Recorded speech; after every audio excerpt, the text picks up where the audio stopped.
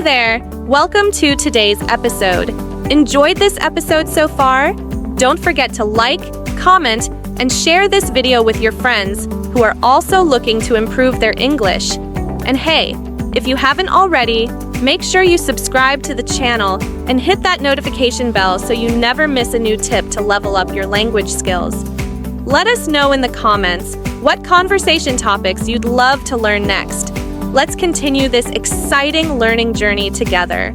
Hey there, and welcome to another episode of the Learn and Level Up English podcast. If you've ever found yourself struggling to start a conversation, don't worry, you're not alone. Whether it's at a coffee shop, in the office, or even just meeting someone new, small talk is the secret to building connections and keeping conversations flowing. Today, we're going to make small talk easy and fun by focusing on 3 simple and everyday topics: the weather, hobbies, and daily life. These are things everyone talks about, no matter where they're from, so learning how to handle these conversations will give you the confidence to start talking in English right away. By the end of this episode, you'll know exactly what to say, how to say it, and even how to keep the conversation going like a natural English speaker. Plus, I'll share some common mistakes to avoid so you can master small talk without stress. Are you ready to level up your English skills and connect with people anywhere? Let's get started. Let's kick things off with one of the easiest and most universal topics for small talk: the weather. Why is it so popular? Because it's something everyone experiences. It's the perfect icebreaker. And the best part? You don't need to know someone well to start talking about it. Think about it. You're waiting for the bus, standing in line for coffee, or sitting next to someone in a meeting. You can simply say, "It's such a beautiful day, isn't it? Wow, this rain just won't stop. How are you handling it?" Or even, "Did you see the forecast for the weekend? Looks like we're finally getting some sunshine." These kinds of comments are simple, but they immediately make the conversation feel friendly and natural. And guess what? Once you open with a weather-related comment, you can smoothly transition into other topics. For example, if it's sunny, you might ask, "Do you have any outdoor plans this weekend?" If it's cold, try saying, "This weather makes me want to stay home with a good book. How about you?" See how easy it is to build a connection from something as simple as the weather? And here's a fun tip. You can use the weather to learn about someone's preferences or personality. For example, if they say, "I love rainy days," you can follow up with, "Oh, really? What do you like to do when it's raining?" This keeps the conversation going and makes it more personal. So, the next time you're looking for a way to break the ice, remember, the weather is always a safe and reliable choice. It's a small topic with big potential. All right, now let's dive into one of the best small talk topics ever: hobbies. Why are hobbies such a great topic? Because they're fun, personal, and they reveal what makes someone tick. Talking about hobbies is an easy way to find common interests and keep the conversation exciting. Imagine you're chatting with someone and you ask, "What do you like to do for fun?" Right away, you've opened the door to a conversation that feels more meaningful. People love talking about their passions, and it's a great way to learn about them while sharing a bit about yourself, too. Let's break it down step by step. First, start with simple, open-ended questions like, "Do you have any hobbies?" Then, "What do you enjoy doing in your free time?" "I'm looking for a new hobby. What's something you love doing?" These questions invite more than just a yes or no answer and encourage the other person to open up. For example, if they say, "I love gardening," you can follow up with curiosity. "That's awesome! What do you usually grow?" "Gardening sounds so relaxing. How did you get into it?" And don't forget to share your own hobbies too. For instance, "I've been trying out baking recently. It's a lot harder than I thought. Have you ever tried it?" Or, "I love hiking on weekends. Have you been to any great trails nearby?" This keeps the conversation balanced and makes it feel more natural. Here's a bonus tip. If someone's hobby is totally new to you, use it as a chance to learn. For example, if they say, "I'm into knitting," you could respond, "That's so cool. I don't know much about it. What's the best part of knitting for you?" This shows genuine interest and keeps the conversation flowing effortlessly. Talking about hobbies is a surefire way to make small talk engaging and enjoyable. Plus, you might discover something new to try for yourself. So, next time you're stuck for a topic, just ask, "What do you do for fun?" You'll be amazed at how easily the conversation unfolds. Now let's move on to another small talk favorite, daily life. It's something we all have in common, and it's packed with endless possibilities for conversation. The beauty of this topic is that it's familiar and easy to connect with, whether you're talking to a coworker, a neighbor, or someone you've just met. So, how do you start talking about daily life? Simple. Just ask about routines or plans. Here are some great starter questions.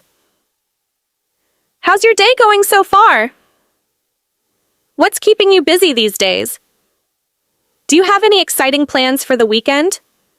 These questions are super flexible and help the other person share as much or as little as they're comfortable with.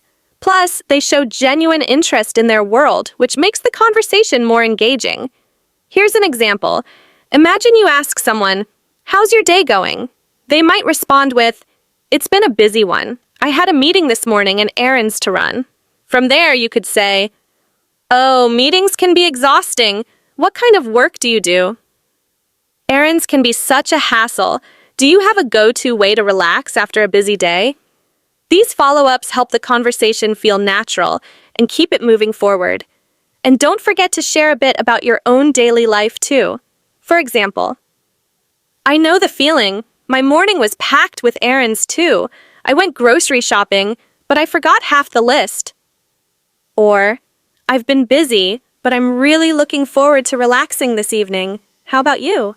Talking about daily life may seem ordinary, but that's what makes it so powerful. It's relatable. You're finding common ground and showing interest in someone's everyday world. And the best part?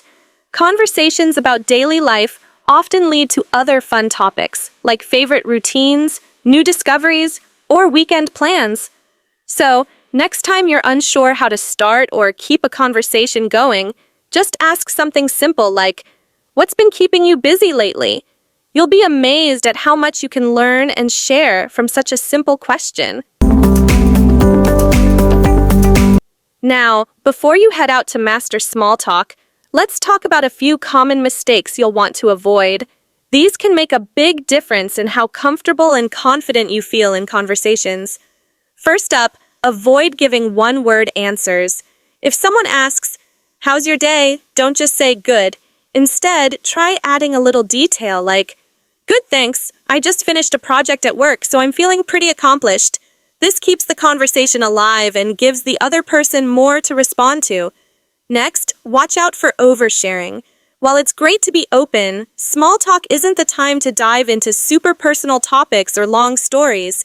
Keep it light, like talking about the weather, hobbies, or daily life. And here's a big one. Avoid dominating the conversation. Small talk is a two-way street, so be sure to listen actively and let the other person share their thoughts. For example, if they're telling you about their weekend, don't interrupt with your plans. Wait until they've finished and then share your story. Remember, small talk is all about building connections, not perfection. If you stay curious, ask questions, and focus on being a good listener, you'll avoid these common pitfalls and make your conversations more enjoyable for everyone involved. And there you have it. Mastering small talk is easier than you think when you have the right tools and a little confidence. Today, we explored how to talk about the weather, discuss hobbies, and share details about daily life. All simple, relatable topics that can help you connect with anyone, anywhere. Remember, small talk isn't about being perfect or knowing all the right words. It's about showing genuine interest in the person you're speaking with. A friendly greeting, a thoughtful question, or even a smile can go a long way in making someone feel comfortable and appreciated. If you're feeling nervous, just take it one step at a time. Start with a simple comment about the weather or ask about someone's weekend plans. You don't need to overthink it, just be yourself. And don't forget, practice makes perfect. The more you practice small talk, the more natural and confident you'll feel. So, here's your challenge. Try using at least one tip from today's episode in your next conversation. Whether it's asking about hobbies, talking about daily life, or simply starting with a friendly greeting, give it a shot and see how it goes.